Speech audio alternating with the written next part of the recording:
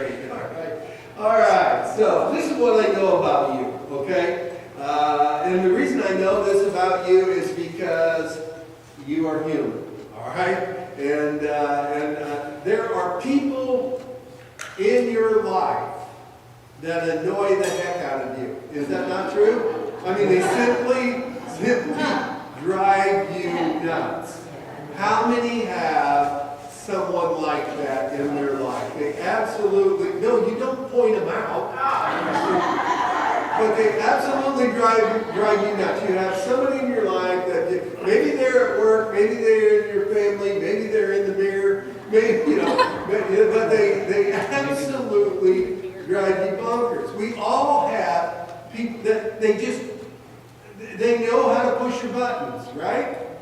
I mean, and maybe they don't even know they're pushing your buttons. That really annoys you, okay? At least somebody that knows they're pushing your buttons, at least you have the satisfaction of knowing they know, that they're doing it. But they absolutely drive you nuts, And so here's the thing.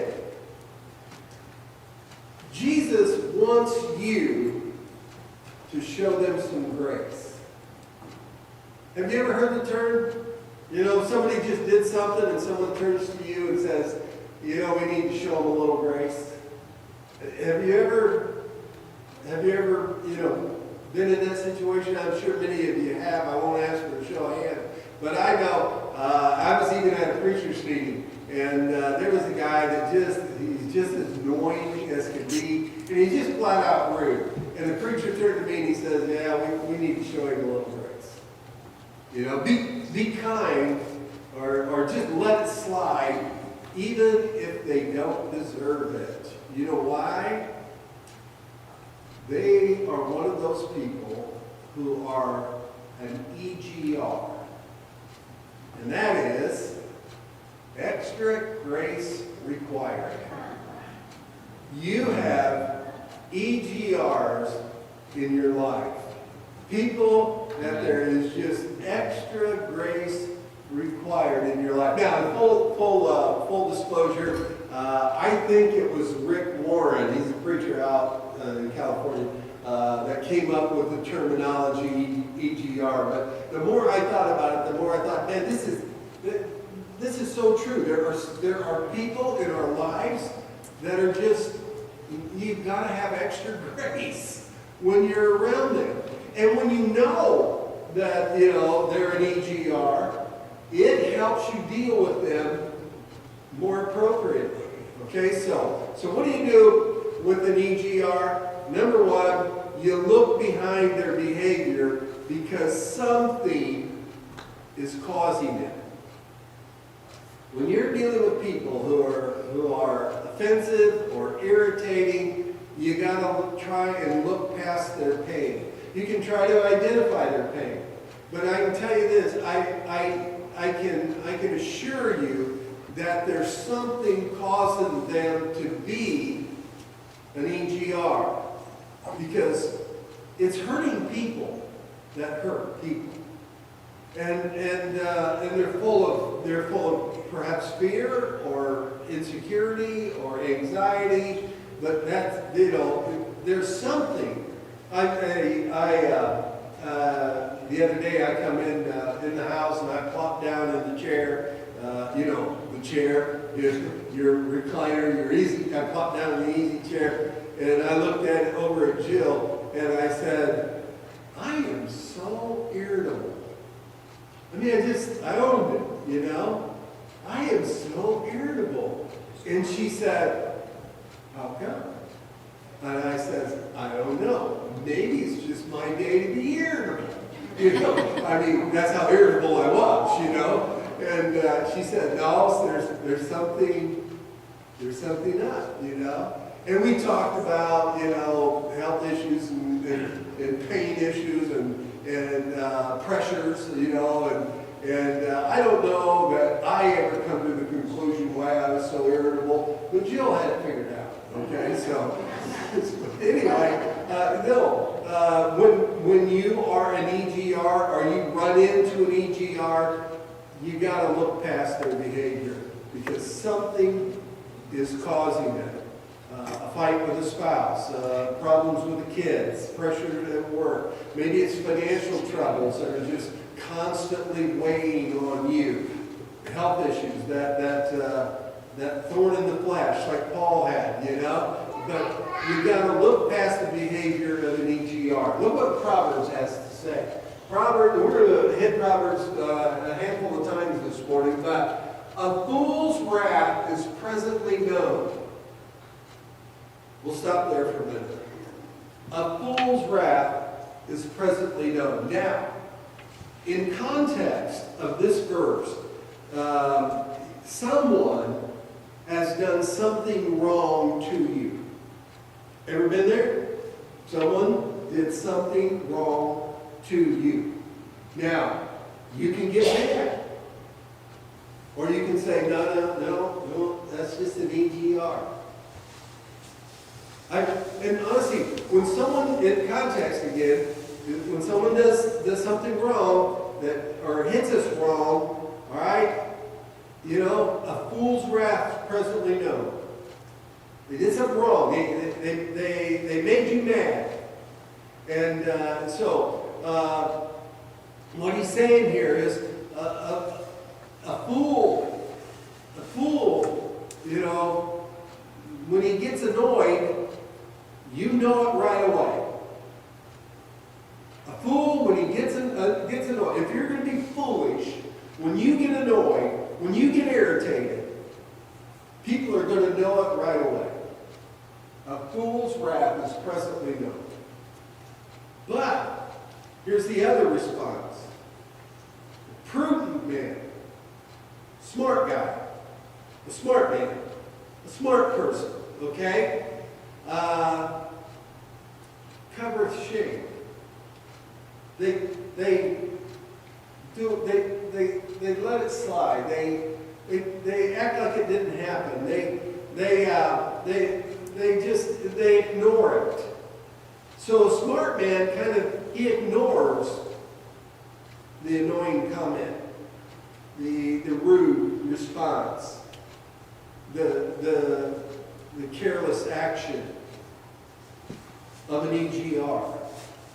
So the fool's wrath is presently known. So when you get annoyed, if you're going to be foolish, people around you are going to know right away. Did you see what they did? Did you see how rude they were? I can't stand that person. They just press my buttons. You know, everybody around you knows it. That's foolish. But a smart guy, a smart woman, a smart person, they ignore it. They ignore it. When an EGR pops up, they ignore it. And it covers the shame. So, how do they do that? They instantly look at the EGR, extra grace required, and they just say, something in their life's painful. Something in their past has just grated on them and made them ornery, made them irritated, made them annoying. And I'm going to show them extra grace. So, when you understand where a person is coming from, it will help you become the prudent man. Next, here's another thing. In Psalm chapter 119, longest chapter in the Bible, and we're right toward the end of this longest chapter in the Bible in verses 165. And I encourage you to memorize this verse, okay? Because how many of you have ever been offended? I have been offended, right? Sometimes I'm easily offended. But you know what the Bible says about being offended? Not good. Right? Great peace have they which love thy law. When you are in the book, and you know the book, and you love the book, and you know the principles, and you practice the principles, nothing shall offend them. Man, I strive for that. I don't always reach it. But, at least occasionally I reach this verse. I'm telling you, memorize this. Because it will help you to, when you run into an EGR, person that where extra grace is required, if you say, wait a minute, if I truly believe what I say I believe, I'm not going to get offended.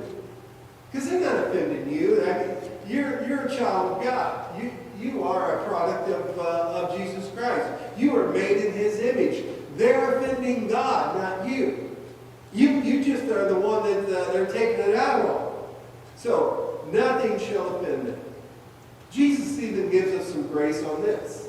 And He says, as much as is within you, in fact, I'm quoting Paul, but of course that comes from Jesus, but as much as is within you, live peaceable with every man. So we know there's going to be offensive, but we don't have to be offended. And the closer you are to the Lord, great peace have they that love thy law, nothing shall offend them. Another verse I encourage you to memorize is this. Only by pride cometh contention. So, if you're not good, if you're offended a lot, you're not in the book. So you can actually live a life where you just don't get offended. And honestly, when there is contention, somebody's practicing pride. And we know the three sins that we are charged with keeping an eye out for is the lust of the eye, the lust of the flesh, and the pride of life. It's a problem. So, here we go. Number one, memorize, okay? Psalm 119, 165. And then, brain fog. It's Psalm something that says, only by pride cometh contention. All right, so anyway, and honestly, God can use EGRs in your life. And maybe He's put an EGR in your life. And He uses them kind of like sandpaper. You know, they rub you the wrong way. But maybe they're taking off your rough edges and giving you tolerance and making you more like Christ. When I first got saved, and I had some rough edges, man. But when I first got saved, I was all in. I was 100%. I was at church every time the door was open. I was enthusiastic. I loved everything about it. I was like a light bulb come on. I understood what Jesus had done for me, and I loved going to church. I loved the people at church, except this one guy. He just irritated the snot out of me. I know that's not very classy, but he irritated me to no end. And anyway, I prayed about it. He was an EGR. And the Lord, give me grace to handle this guy. And honestly, for Roger's sake, back in the back there, it was Al Dukes. Okay, so he was just he was a nerd, he was kind of annoying, he was over the top, weird, But Al ended up being a really, really close friend. He really did. He took me to the DMV to get my motorcycle license, which I still have today. He had this little dumpy motorcycle. It's a miracle.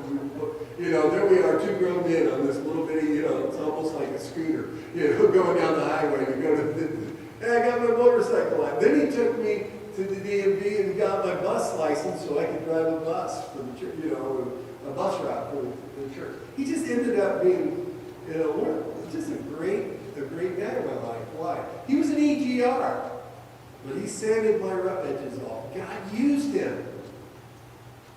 to change me. That may be why you've got an EGR. Extra grace required. So, the master of overlooking offenses, of showing extra grace when it was required, was Jesus. I want you to think about this real quick. Luke 23. Jesus said, Father, forgive them. They know not what they do. And then, think about that. He's hanging on a cross, and he knows he's about to die. And he looks at all those people that caused it. And he looks past their actions to their pain. That they're dealing with sin. They're sinners. And I'm dying so that they can be forgiven of their sins. And he tells his heavenly Father, let this pass. Let this slide. Don't charge them with this. They don't know what they're doing. That's an amazing ability to look past their pain. So when we think of EGRs in our life, think what just the extreme forgiveness, the extreme ability to let it slide, the extreme ability to look past the offense and see their pain.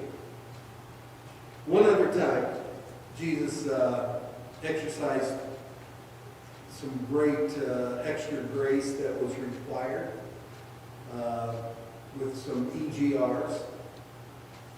Was in his ministry on his way to Jerusalem to be crucified. Now, let me give you the backdrop. Jesus is heading out, and he's determined now. I mean, determined to get to Jerusalem and to get this thing. And the thing is, his crucifixion, to get it over with. He was human now, and he was not looking forward to it. He was, not, this is not a pleasant thing. This is not something he wanted to do. This is something he had to do for the sins of the world. Now, if you've ever had a job, maybe you work construction, maybe you farm, maybe you're sitting in an office, maybe you work in a facility, whatever it might be, but you've got a very unpleasant task in front of you. Have you ever just said, let's do this, let's get it done, let's get it over with? I've been there. I mean, I remember on the farm, sometimes baling hay. When you get hot and sweaty and you throw a bale of hay and all that chaff just comes back on you and sticks on you, and so I remember when a hay wagon would come in, I'd be like, come on boys, let's get this done. And just go crazy. Like, come out of there, I look like a straw man. It looked like somebody tarred and feathered me, but I got it done, and you go to the water jug and you try to get it, you just get it done. It's an unpleasant task, you get it done. And maybe you've got a similar situation, and maybe it's not a hot and sweaty thing, whatever that means. But, it's just, I'm in front of the computer and I got to do these numbers and all right, let's just, leave me alone, let me get this done. You've all been there, right? Well, this is where Jesus is at, okay? And it came to pass, when the time was come, that he should be received up, up into heaven, right? He steadfastly set his face to go to Jerusalem. Said, all right, I've been teaching and preaching for 3 years now.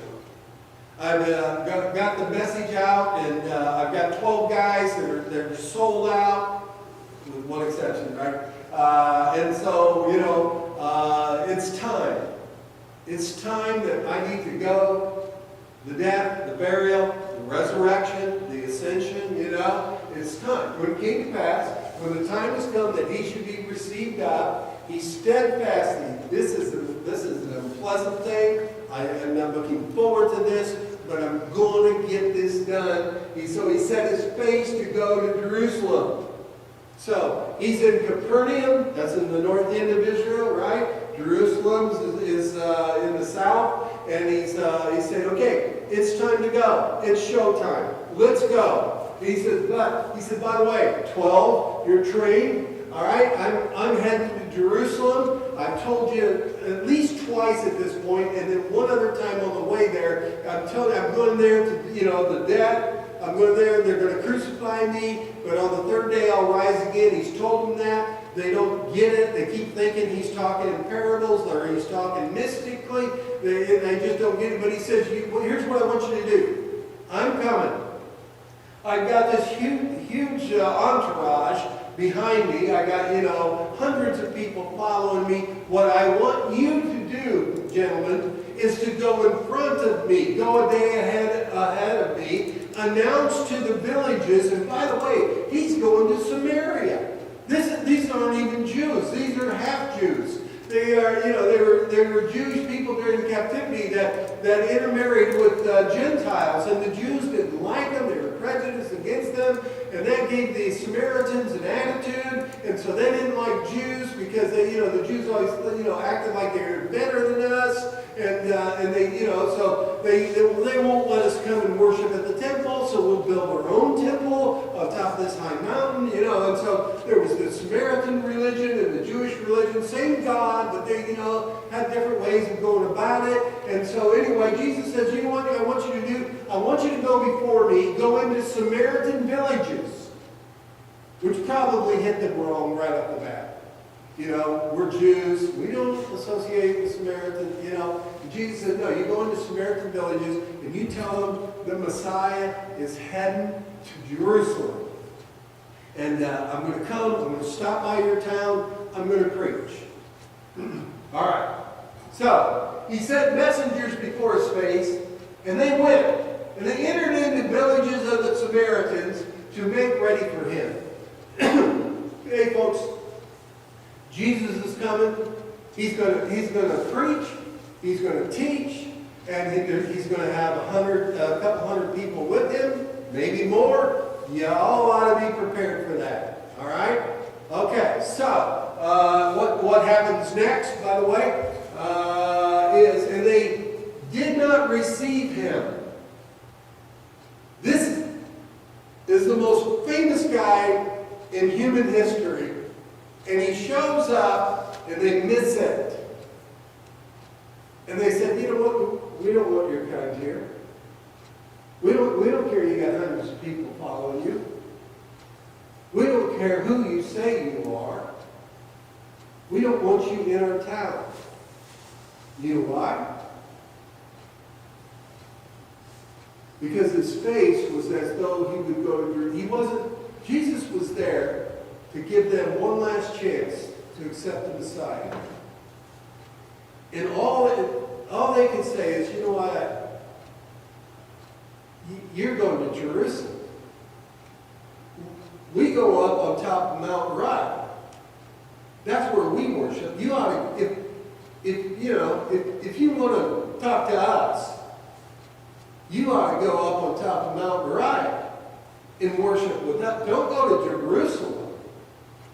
And in fact, if you are who you say you are, you ought to hang out with us a couple days, and we'll do that thing we do, where we debate and we argue, and then we go to bed, we get up in the morning, we debate and argue some more. I mean, that's kind of how they did it in that region. Was, okay, let's have some intellectual arguments. It's almost political. And it irritated the snot. I use that term again. They irritated the snot out of the disciples. Look at verse the next one. And when the disciples, James and John, saw this. Now, you remember Jesus gave James and John a nickname? Sons of Thunder. Sons, you don't get the nickname Sons of Thunder because your dad is really loud. It's because you're a son of hot-headedness. And you cause a lot of trouble. And of course, when John, when it clicked with John, he went the opposite and became the disciple of love. But nevertheless, at this time, the Sons of Thunder, there was no extra grace required with them. They were annoyed. They were flat out mad. So when his disciples, James and John, saw this, they said, we are really annoyed with these people. You are the Messiah, and they just want to argue. They won't even accept you into their town. He says, wilt thou that we command fire to come down from heaven and consume them? Like Elijah did. Wasn't that cool? We'll do it. I mean, you'll give us the power to call fire down, but we'll do it, right? So, the disciples, they took offense. There was no grace whatsoever there. Let's just wipe them out. And you know what happened? Jesus shut them down. Look what Jesus said. He turned and he rebuked them. Now we're going to practice some grace here with the EGRs. We're going to practice letting it slide, ignoring it, being the prudent man that will cover the shade. We're just going to ignore it. We're not calling fire down. I mean, you think about it, the times when you've been really annoyed, you wanted to get back at them somehow. You just wanted to put them in their place. You just wanted to shut them up. You just wanted to stop them from being annoying, from being irritating. And that's James and John to the extreme. They were just like, let's wipe them out. You've been there. And now you may not have wanted to wipe them out, I hope not. But you just wanted it to stop. And Jesus said, and he turned and rebuked them, and next screen, and said, ye know not what manner of spirit ye are.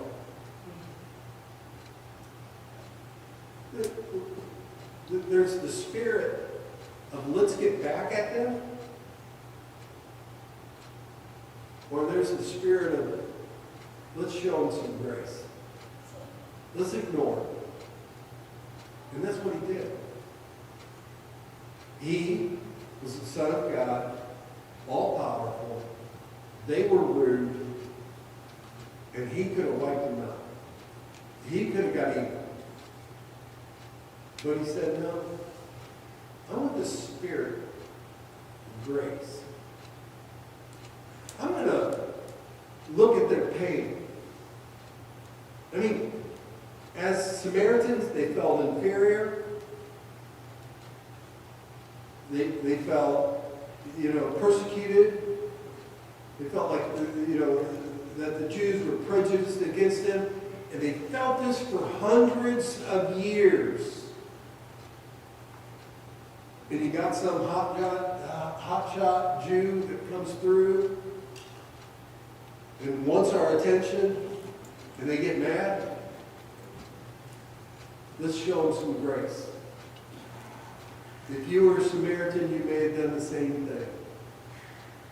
And that EGR in your life, if you was in their shoes, you may be just as annoying.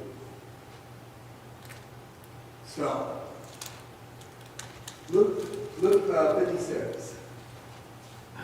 The Son of Man does not come to destroy men's lives, but they saved them. And then he went to another village. He ignored it. He didn't take offense to it. He showed them some extra grace. So here's your takeaway.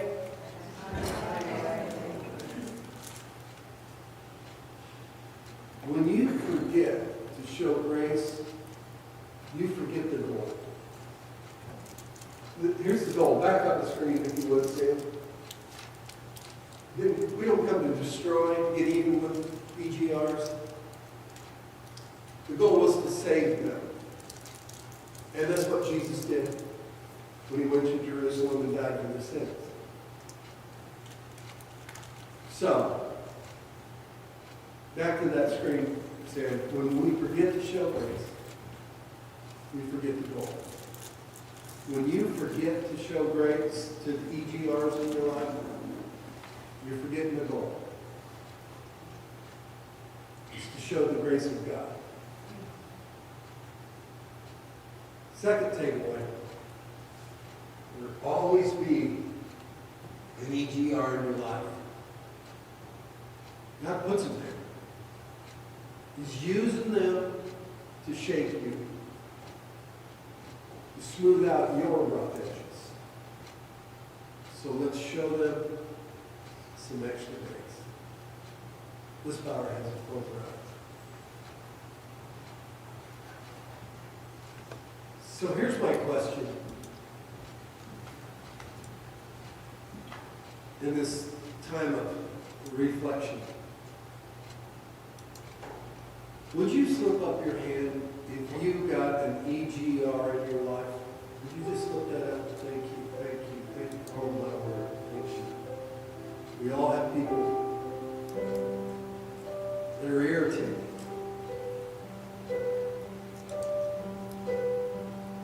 Father, we confess. We do get annoyed with folks. We get annoyed with loved ones. We get annoyed with those we love the most. We get annoyed with strangers. We get annoyed with that person we work with. We get annoyed with that neighbor. Help us to show extra grace. Help us to reflect the grace of God. To learn from the grace that Jesus showed. And to display to those people who you are. Help us to look past their pain.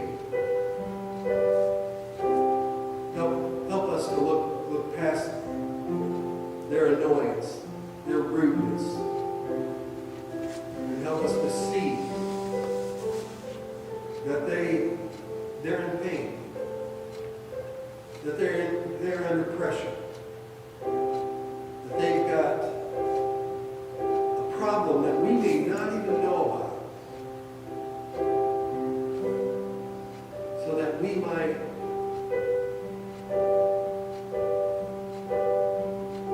have the extra grace required to love them and to care for them. And at least to tolerate and be kind.